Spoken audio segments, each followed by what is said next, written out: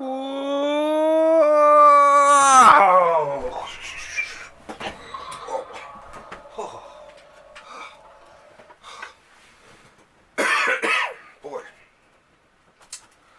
these boom tube trips get harder every week. Once again, here we are, recorded live on tape from a secret, undisclosed location, hidden somewhere deep in the bowels of downtown St. John's, Newfoundland. That historic little city that it is comes in the Library of Graphic Literature with your host, me, Wallace Ryan. So, how's everyone doing today? A little sip of my smoothie that I make.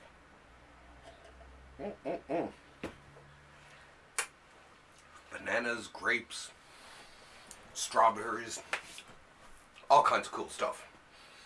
Anyway, while the rest of you are freezing out there in North America, it is actually quite balmy here. It was just over 0 degrees. It was probably up around 5, I think. And I know you can still hear the smoke alarm, by the way, but I am getting a battery for it. So yeah, it was quite warm here today in comparison to the rest of you, but my heart goes out to you because I know what the cold weather is like. Before we get into our books this week, I want to take off my glasses and get serious here for a moment. I'd like to actually dedicate this episode and to send out my heartfelt thanks and condolences to Mitch and the fine crew at St.Mark's comic book shop in downtown New York City, which will be closing. They're having a big sale this weekend, so get down there and support Mitch. St. Mark's, when I lived in New York, was my go-to place for comics. Every time I would walk in, Mitch would be there with a book in his hand, and 99% of the time it was a book I wanted. And so he was great. I loved the store. I loved how small it was. It just had atmosphere. It had heart. And it was open till like 1 a.m. on a Friday night. So I'd be in my studio by myself and I'd want something to do. So I just pick myself up, jump on the bike, and out to St. Mark's I'd go. And I'd peruse around there, maybe buy a comic or two or a book or whatever, and have a great chat with Mitch. He was great to talk to and all that. When I came back here to Newfoundland, St. Mark's was one of the things I really missed the most. And I actually continued to buy books from him from St. John's, Newfoundland. Any book I couldn't get here, I would give him a call and try to get it down there. And unfortunately, with the economic conditions and stuff like that, I guess, and especially rents in New York, I guess thus came the end. But in the meantime, like I say, go down this weekend and buy as much as you can, but while the folks are closing out, and give Mitch a handshake and a hug from me here, up here in St. John's, Newfoundland. And let this be a warning too. I'm sending out a call now to all you comic book collectors, all you book collectors. Is everyone always talks about how much they love their local comic book store, but I want to see that put into action. So instead of buying online, go out and buy at your local comic book store. Support, especially at your local comic book store. You're getting knowledge, you're getting personal service that you can't get online. So please God, if you want to do something for comics this weekend, not only go to St. Mark's and buy something, but go to your local comic book store, whatever it is, and buy a comic at least. Buy a comic, buy a book, buy something.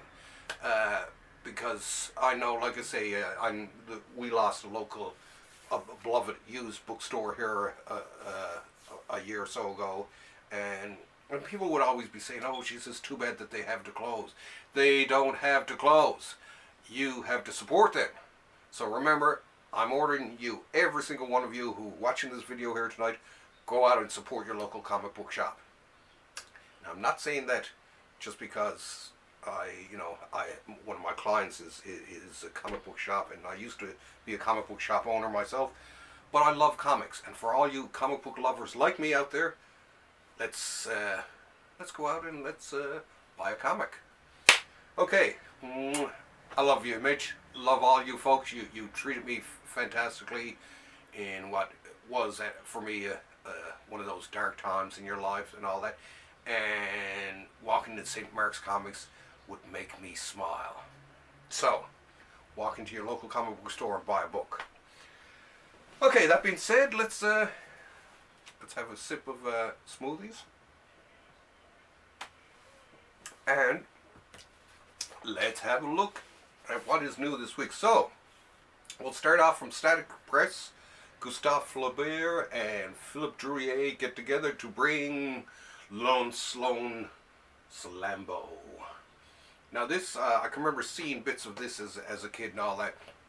Like I say, when heavy metal hit the world in 1977, or hit North America, it just blew all our little comic book minds, especially me and my great friend Jerry Porter, who I used to do comics with. We both collected comics, and we made comics, and we were comics. Everything was comics. And when we seen heavy metal changed our lives. And it was everything from Mobius to Richard Corbin to Von Baudet to Enki Bilal to Jacques Tardy. And for me, one of my favorites was Philippe Druillet. An amazing artist. Now, when I show you these pictures, and I've shown them at our local comic jam and talked to the people there, is that these comics, when you look at this art was drawn by hand, using rulers and pens and brushes and the like, and it's just absolutely amazing. So, let's have a look here. Absolutely stunning artwork here. So this will just sort of give you an idea. I mean, there. Hang on a second, let's find it. I mean, look at this here.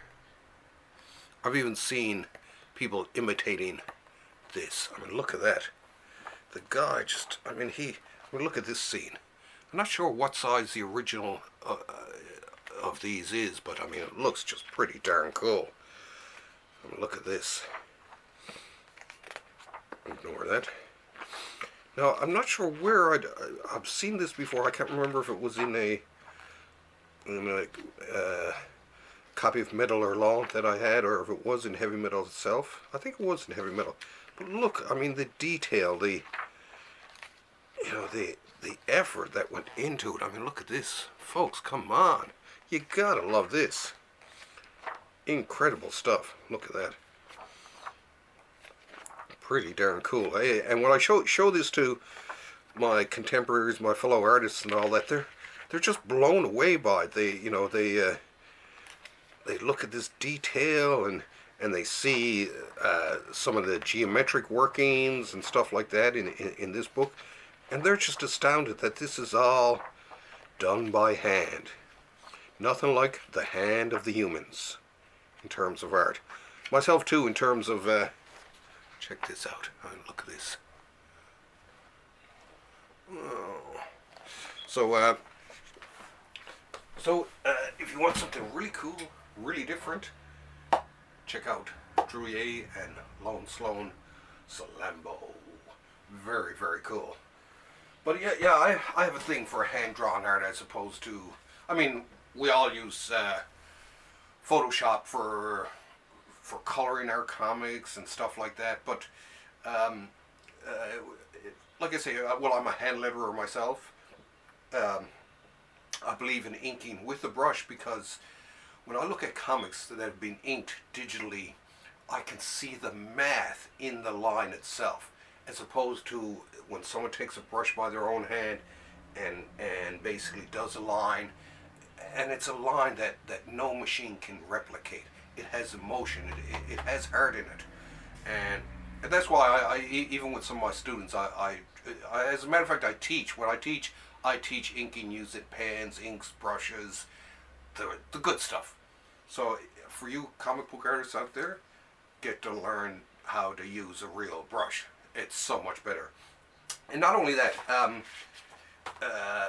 because a friend of mine, Mike Fee, and he did the artwork for DC's Snagglepuss Chronicles there the other last year, and it was pretty cool. And I was gonna actually, you know, see if I could maybe get a page off him and all that, but then I think it was Paul or someone told me, well, a lot of it is done digitally in that, and it's just like, well, you know, and I can see why some people use it, but the one flaw in the whole thing is when you finish the comic, you can't really sell digital copies of the pencils and all that. It's not original art, as opposed to if you have an actual physical pencil or ink page or whatever that is original, then that's something that after you've been paid for the job and you get your pages back and all that, that's something that you can actually monetize. Especially if your comic turns out to be really popular, then you got 20-something pages that you can sell for, you know, several $100 a pop, at least at the start, and if it goes up in value, you can sell it for even more. So, for all you comic book artists out there, go analog. In the end, you'll thank me for it. Now, speaking of great artists and all that, this is a graphic novel adaptation of the Newbery Medal Award winner from Lois Lowry, The Giver. And it is adapted and illustrated by one of my favorite comic book artists of all time, P. Craig Russell. Best known, of course, for his fabulous work on Killraven, his opera comics, his work on Sandman, his work with Neil Gaiman, including the Graveyard books, which were absolutely gorgeous. So I'm a huge fan of Mr. Russell, and of course when I've seen this, now I haven't read this yet and all that, but I mean, there's certain artists, when I see them, I will buy their book sight unseen. I won't, you know, I just assume that these people are you know, they're at such a level that anything that they do, in my mind, is worth collecting. So this is one. Now, of course, I will read this one, but let's have a close-up look at some of that fine work of Mr. Russell's. He just has an absolutely beautiful line to him. I love, like I say, I've always loved his artwork. His Percival is one of my favorites. I can remember when that came out from Star Reach, I just had to have it. And it was gorgeous. Super gorge. Oh, and even a little bit of color to end it off. But yeah, like I say, if you want to check out a super cool book, give her a shot. Now let's pop this back into its dust jacket, its overcoat. I love the cover too, with the with the silhouette and the drawing down below. Kind of cool. Works on so many levels. Okay, now from our favorite folks out there out at IDW. Recently, I've begun, because I mean I have a humongous collection of superhero-based comics and all that, and other stuff, and other comics and all that. But in the past year or two, I've actually really gone out and gone after graphic novels, sort of round out the library a bit, you know, some biographical stuff, a little bit of this, a little bit of that, and usually if I see a biography, I'll go for a biography. So this is Black and Proud, James Brown. So any of you James Brown fans out there, check it out. I mean, the artwork doesn't look too bad, you know. So I'll give it a read in future, maybe in a future show, I'll tell you whether or not I liked it. I'm going to start doing that more too, is when I finish a book, I will actually let you know if I liked it or not. So have a look at this. This is by Xavier Fauthoux. There we go. I mean, it looks kind of interesting anyway. I always liked James Brown. So it's going to be interesting just read this and, find out a little bit about the hardest working man in rock and roll, as they used to call him. But it looks, like I say, I like the look of it, and I think you folks out there, especially you rock and roll fans, you'll probably like it too. Beautiful cover, love the cover. Now, to end off this week, I'm gonna do a bit of unwrapping here. So the only book that comes, and by the way, this is new. This I've noticed that IDW, and the Library of American Comics in particular, starting to wrap some of these beautiful books, which I'm glad too, because it just ensures that they get to my shelves in one piece. Now with this book, once again, and I love this, every time I get a book from the Library of American Comics, I once again complete my collection of books from the Library of American Comics. I have a complete collection, so every new one that I get makes it even more complete. And of course, this week comes to us, and what is this? 5, 6, 7, 8, 9. This is Volume 9 of Steve Kenyon, from that master of the Spotted Blacks, Milton Caniff. Oh God! I mean, I can't say enough about Milton Caniff. He just does this amazing work. He really is the father of what I call the Alex Toth school of comic books. The simplified, basically the school of comics. People who go out there. I can think of people like Chris Samney, for instance, Matt Wagner. There are so many people, Frank Avila and all that, who are part of this school of art in a lot of ways. And even myself, when I'm drawing, I try to keep it as simple as possible. But I absolutely love the way that Caniff himself. I mean, have a look at these pages here. I mean, these panels. Look at these. I mean, even just looking at the blacks and stuff like that, the spotting, as we call it in the industry, so well done. And I love his color. His color strips are just absolutely stunning. I'm a huge fan, of course, of Terry and the Pirates, his earlier strip. I mean, look at this here. Look at these. I don't know how many of you are familiar with Milton Caniff at all, but if you're not, you really should be. Because, I mean, this guy really set down the vocabulary for a whole movement, I think, in the comic art scene. Look at this. I mean, absolutely gorge. There you go. Another nice one there. So yeah, when he finished up with Terry and the Pirates and moved on, he started with Steve Kenyon, this Devil May Care pilot. I'm still in the middle of reading this too, so I got a ways to go. But I mean, even just looking at these pages here are making me weak in the knees. Oh, there, I almost fell down. See, I got so weak in the knees. I mean, look at this. And like I say, that's why I call this the Library of Graphic Literature too, because comic strips, to me, I love comic strips as much as comic books. And I think it was, I mean, when I was growing up, I loved the weekend comics and I loved the comic strips. I was a huge, and I mean huge, Peanuts fan.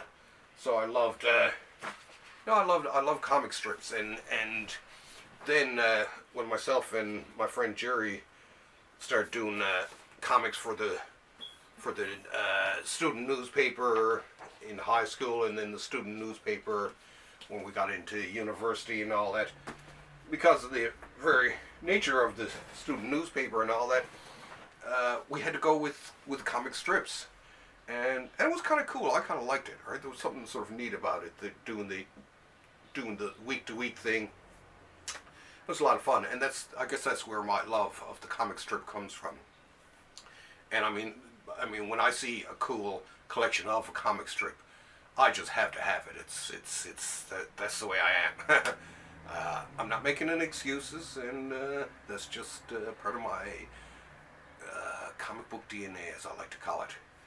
Anyway, well, that's it for this week, folks. A fine set of books there, and now next week there's 0 books coming in for me. Actually, there's a reorder. I'm getting a what is it? Kaiju Max, I think it is. Yeah, the first volume of that. So I'll have a look at that. But what I'm thinking of is I might even do a little feature on Neil Adams, one of my favorite artists growing up. So stay tuned for next week's show. In the meantime, like I say, get out to your local comic book shop and buy. I'm commanding you, buy from your local comic book shop. Woo! Now to get serious again for a moment, and let's summon us up one of those really cool boom tubes. Oh my God, look at the size of that one. That's the second biggest boom tube I've ever seen. I'll see you folks next week. Love y'all. Bye. Whoa!